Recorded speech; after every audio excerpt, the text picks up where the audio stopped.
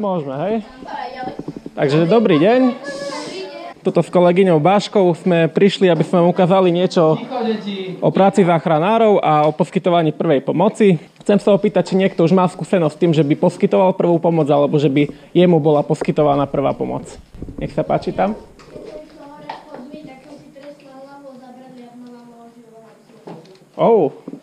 Nepríjemná skúsenosť. No chvála Bohu, že ste zdraví, tak hádam ani veľmi skoro nebudete mať takú skúsenosť. Keď máte nejaký zdravotný problém, tak na aké číslo by ste zavolali? Vynikajúco 155, tam sa rovno dovoláte na linku záchrannej služby, dovoláte sa zdravotníckemu záchranárovi. Viete, čo treba na takej linke povedať? Áno, meno, adresa, kde sa to stalo, čo sa vlastne stalo, koľkým osobám sa stalo, či je jeden zranený, viac zranených, prípadne, či tam je nejaké nebezpečenstvo, napríklad horiaci dom, takže niečo horí, či treba aj hasičov alebo podobné veci. A takisto môžete, ako aj tu povedalo dievčatko, aj svoje telefónne číslo dať.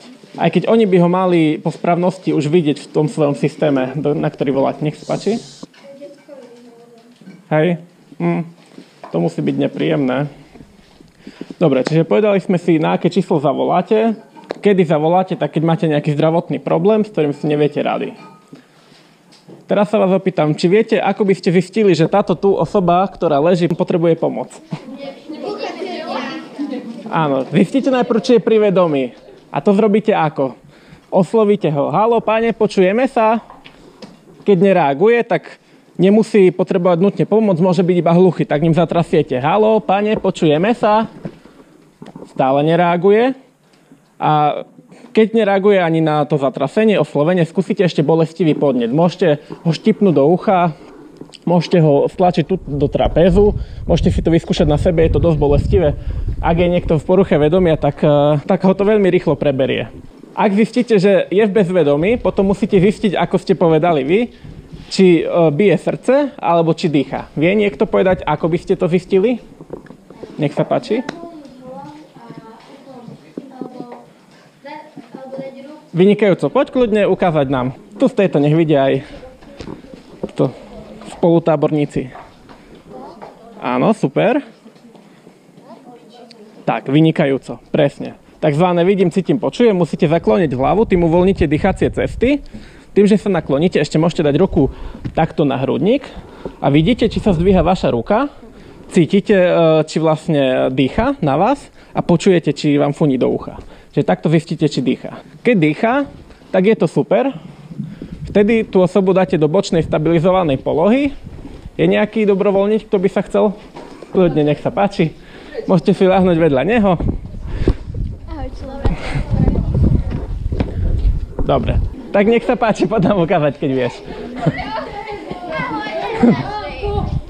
Tak, poď tu z mojej strany, nech vidia aj kamaráti.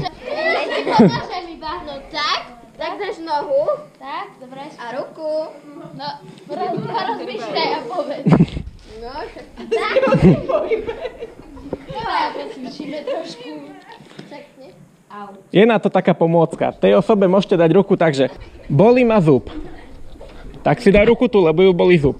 Chce vám zamávať, takže dá takto. Ale vy ste neodmávali, tak sa nahneva a otočí sa vedľa. Takto. Ešte preložíme nohu cez nohu, aby sa neotočila a nesmieme zabudnúť záklon hlavy takto, aby boli uvoľnené tie dýchacie cesty. Čiže takto. Ďakujem pekne. Čiže výsledok bol rovnaký, len postup iný, ale takto si to ľahšie zapamätáte. Dobre. Za predpokladu, že tá osoba dýcha, tak ju dáte do bočnej stabilizovanej polohy, zavoláte na linku 155.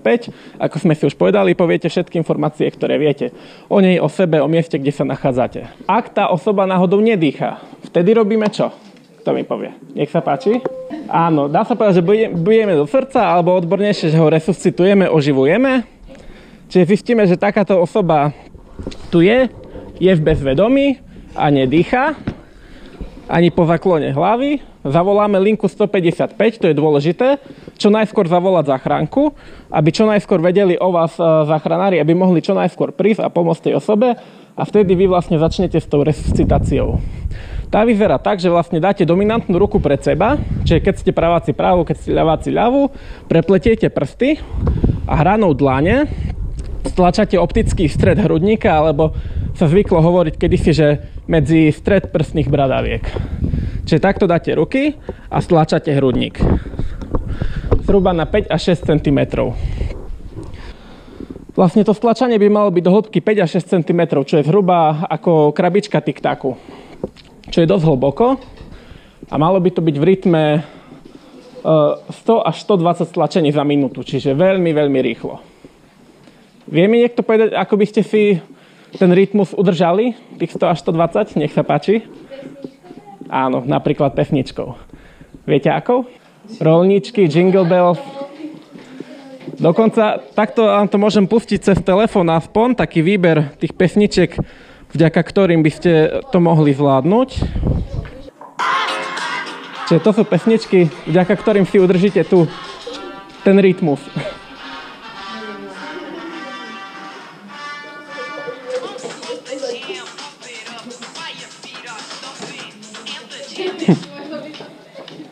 Čiže kľudne si to môžete pustiť alebo spievať, ak viete, a vďaka tomuto si udržíte ten rytmus tých 100 až 120 stlačení za minútu.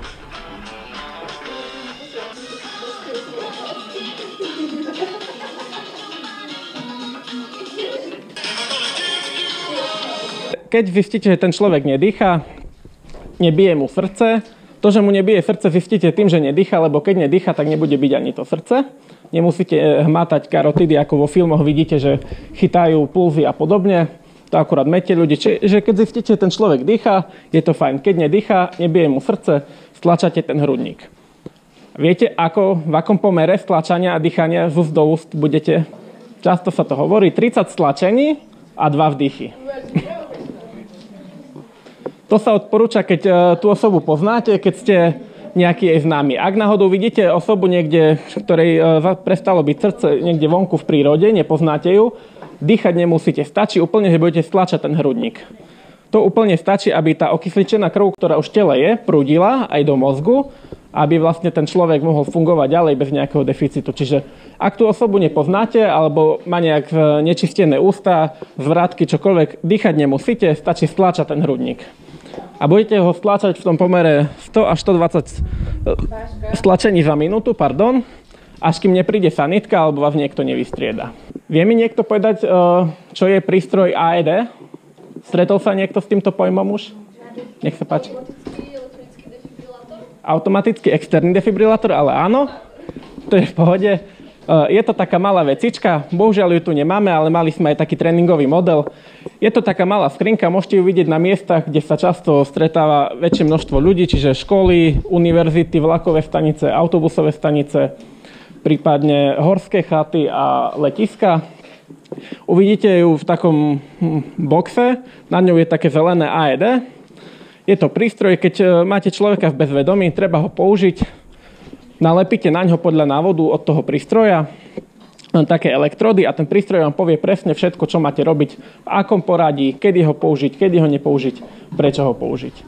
Netreba sa nikdy bať, neublížite tej osobe. Tak to nám príde ukázať celý ten postup, ako s tou osobou, keď ju nájdeme takto ležať. Kto sa hlási? Nejaký dobrovoľník?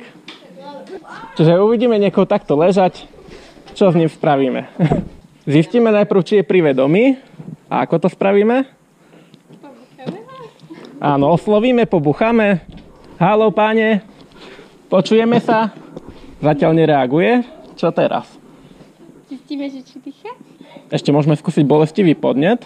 Takže tuho. Áno, tak stlačíme. Nereaguje, čiže zistíme, či dýcha. A ako zistíme, či dýcha? Áno, vidím, cítim, počujem, čiže musíme najprv zakloniť hlavu, ako predtým kolegyňka, čiže zakloníme hlavu. Dobre, zovneme sa k nemu hlavou. Jednu ruku dáme tu, dívame sa na tú ruku a počúvame. Čiže toto by malo trvať aspoň 10 sekúnd, aby ste vedeli, že tá osoba dýcha. Táto osoba dýcha? No. Dýcha či nedýcha? Nie. Nedýcha, dobre. Čiže teraz by mala začať tá resuscitácia tých 30 stlačení a 2 vdychy. Prípadne, ak tú osobu nepoznáte, tak iba 30, respektíve iba veľa stlačení, kým nepríde tá pomoc. Medzi tým ešte samozrejme treba privolať pomoc, ktorá by prišla. Ďakujem pekne. Áno. Ako tu dievčatko povedalo, spadla, udrela si hlavu. Aj si krvácala vtedy? Asi nie. Lebo niekedy človek môže spadnúť, udrieť si hlavu, alebo čokoľvek môže krvácať nemusí. Ak len spadne, udrie sa, tak treba tú osobu sledovať, hlavne keď si udrie hlavu. Treba zavolať buď niekoho dospelého, alebo ísť s ním na vyšetrenie niekam do nemocnice, prípadne zavolať linku 155. Ak sa náhodou stane to, že nájdete niekoho s úrazom, alebo vám sa dokonca stane úraz s tým, že krvácate, to krvácanie treba zastaviť. A tu poprosím Maggie ako dobrovoľničku. My so sebou nosíme aj takýto výjazdový batoh, ten si potom aj ukážeme, čo v ňom všetko je.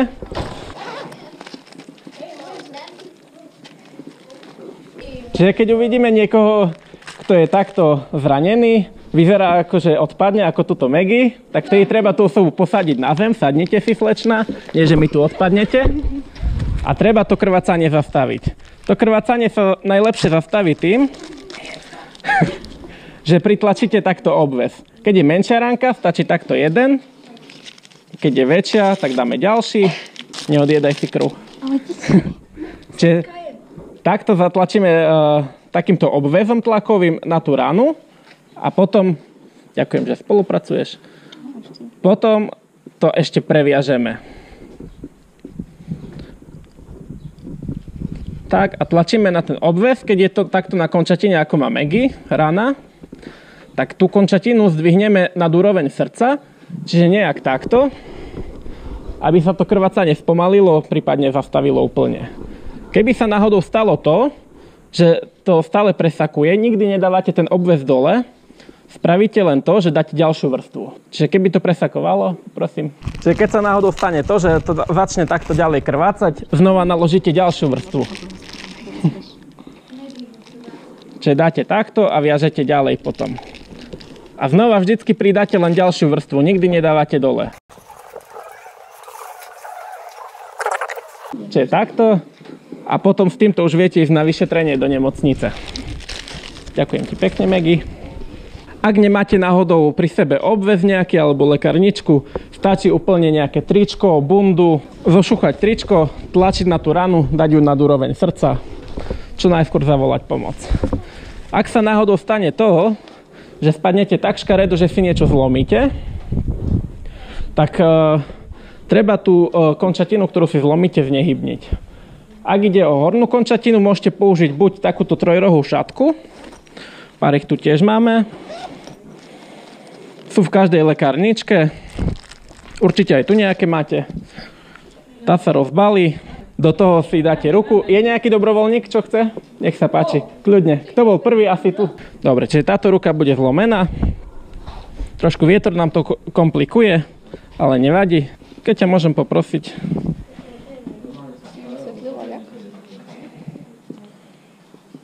Dobre, ruku kľudne pusti. Tak uvoľni si ruku. Uvoľni si ruku, tak. Na uvoľnenú? Hej. Celú to musíme dať, dobre. Čiže takto dáme celú ruku vlastne do tej trojrohej šatky. Môžeš ju pustiť, je voľná, hej? No. Táto ruka tak drží, tu vzadu je takýto koniec, ten ešte viete dať do takej mašličky, alebo ako to nazvať, do uzla proste. Tak. A nech sa páči, kľudne môže ísť aj na miesto svoje. Môžete si všetci pozrieť. Kľudne si to môžeš dať aj dole, už iba cez hlavu prevliesť. Čiže ak máte takúto trojrohú šatku, viete to zrobiť takto. Ak náhodou trojrohú šatku nemáte a máte takúto bundu, tak viete zrobiť to, že zazipsujete zips, ďakujem pekne, takto do polky a tú ruku dáte doňho. Zipsy sú väčšinou pevné, skúšali sme to s kolegami na mnohých typoch bund, vždycky nám to takto udržalo. Občas turisti, keď majú podobný problém, tak to zvyknú robiť tak všelijak, že si tú ruku zaviažu lepiacou páskou, šnúrkou, čímkoľvek. Čiže v podstate dôležité je to, aby ste tú končatinu znehybnili. Tým, že ju znehybnite, tak vlastne zabraníte aj tej bolesti, respektíve minimálne ju znižíte. Nech sa páči. A keby sme takúto nemali na obviazanie ruky, tak môžeme použiť aj nejakú náhodnú šatku? Kľudne. Úplne. Toto je čisto na to, ale kľudne obyčajnú šatku, alebo takto do tohto. Aj šnúrky dobre fungujú, ako som videl už. Prípadne, ak by ste chceli, tak viete si nájsť nejakú takúto paličku a ju priviazať o tú ruku, aby bola znehybnená. Aj keď najlepšie fungujú takéto šatky a takýto podväz. Aj vo filmoch, keď vidíte, že niekto je zranený, tak väčšinou má ruku takto zaviazanú a cíti sa lepšie.